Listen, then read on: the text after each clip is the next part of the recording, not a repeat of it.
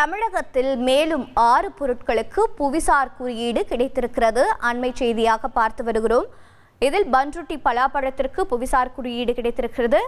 மேலும் விவரங்களை செய்தியாளர் மணிகண்டன் வழங்கி கேட்கலாம். மணிகண்டன் வணக்கம். மேலும் எந்தெந்த தமிழக பொருட்களுக்கு புவிசார் குறியீடு கிடைத்திருக்கிறது?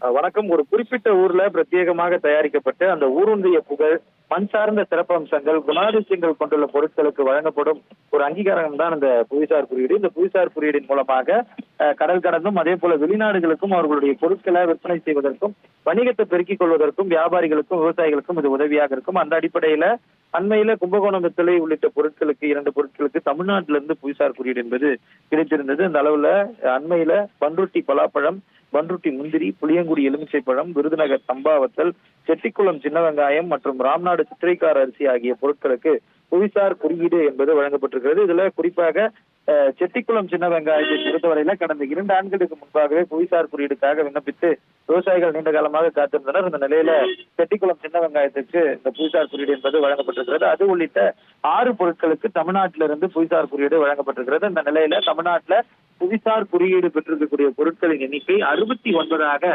உயர்ந்திருக்கிறது.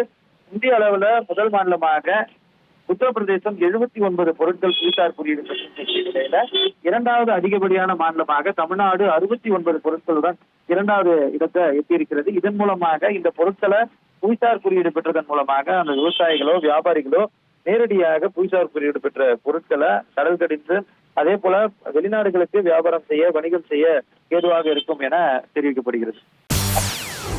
செய்திகளை உடனுக்குடன் தெரிந்து கொள்ள உடனே சப்ஸ்கிரைப் பண்ணுங்க.